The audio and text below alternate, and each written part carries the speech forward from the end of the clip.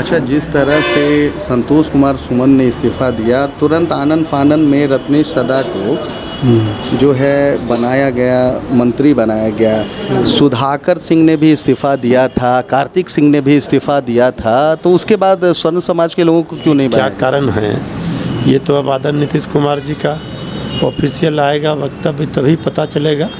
हमको इसकी जानकारी नहीं है, क्यों नहीं गए। जब जानकारी हो जाएगी तब हम 23 जून को पता चल जाएगा। सब लोग आ रहे हैं, सब लोगों का जुटान हो रहा है, महा ऐलान होगा, भाजपा के खिलाफ शंखनाद। नमस्कार, आप देख रहे हैं मघी न्यूज़। मैं हूं सुधेंदु रमन। हमारे साथ राजद के प्रवक्ता हैं मृत्युंजय तिवारी जी। बाहर में एक पोस्टर लगा है सर, वेलकम टू रघुवरपुर, जो धर्मवीर यादव है, सपा के प्रदेश अध्यक्ष हैं। मैं देखिए समाजवादी पार्टी के नेता हैं, उन्होंने एक पोस्टर लगाया है तो इसमें क्या बुराई है। सारे पार्टी के नेता अपने अपने नेताओं के स्वागत के लिए पोस्टर लगा रहे हैं। अखिलेश यादव जी भी 23 जून को आ रहे हैं तो उनके स्वागत में भी उनके पार्टी के नेताओं ने पोस्टर लगाया है और कहा है कि जिस तरह 1990 में भाजपा का रथ, आडवाणी जी का रथ रोका था आदरणीय लालू प्रसाद जी ने, अब 2024 में बीजेपी का रथ नरेंद्र मोदी जी का रोकेंगे आदरणीय नीतीश कुमार जी। तो ये तो पोस्टर के माध्यम से वो अपनी बात कर रहे हैं कि भाजपा मुक्त भारत बनाया जाएगा। राम जी का फोटो लगाया उसमें। भाई रामचंद्र जी का फोटो जो है, अब क्या लगाया नहीं लगाया वो पोस्टर जिसने लगाया वही बताएगा। हमको इस पोस्टर से क्या लेना देना। एक कार्टून बना हुआ है जिसमें बीजेपी के लोग हैं, मुख्यमंत्री हैं योगी आदित्यनाथ, प्रधानमंत्री नरेंद्र मोदी हैं, गृह मंत्री, केंद्रीय गृह मंत्री अमित शाह हैं, बेरोजगारी, महंगाई, दंगाई। हाँ, तो ये सब चीज़ तो सब लोग पब्लिक तो बोल ही रहा है ना कि भाजपा के खिलाफ, तो उसी तरह उसको उन्होंने पोस्टर के माध्यम से आपने प्रकट किया है भावना।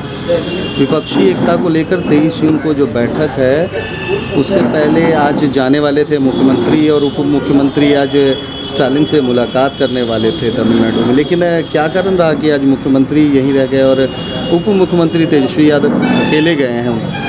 तो क्यों हो सकता है, निजी क्या कारण है ये तो अब आदरणीय नीतीश कुमार जी का ऑफिशियल आएगा वक्तव्य तभी पता चलेगा। हमको इसकी जानकारी नहीं है, क्यों नहीं गए। जब जानकारी हो जाएगी तब हम आपको बता दें। ये कहा जा रहा है कि विशेष आमंत्रण, क्या विशेष आमंत्रण सभी को मिलेगा? देखिए, हमने कहा कि इस पूरे जो घटनाक्रम है इसकी जानकारी लेने के बाद हम आपको विस्तृत बताएंगे। सीपीआई सीपीएमएल के बारे में ये कहा जा रहा है कि ममता बनर्जी कह रही हैं कि अगर वो इसका हिस्सा हुए तो इस जो है विपक्षी एकता से को वो बहिष्कार करेंगे। ये सब बात जो है 23 जून के पहले तो ये सब चर्चाएं होती ही रहेगी। 23 जून को पता चल जाएगा।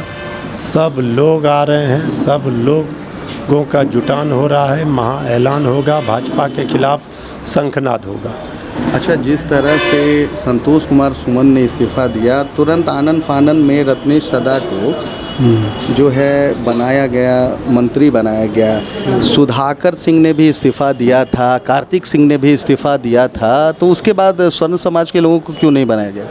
नहीं, ये तो कह रहे हैं कि ये विशेषाधिकार होता है माननीय मुख्यमंत्री का कि कौन मंत्री बनेंगे कौन नहीं बनेंगे, क्या होगा। इस पर हम क्या प्रतिक्रिया दे सकते हैं। क्या लग रहा है 2024 की तैयारी 2023 से जो है 23 जून से शुरू हो जाएगी पूरी तरीके से? पूरे देश का जो आप देख रहे हैं, पूरे देश में भाजपा के खिलाफ माहौल बन गया है। भारतीय जनता पार्टी पूरी तरह से बेचैन है, व्याकुलता में है विपक्षी एकजुटता से।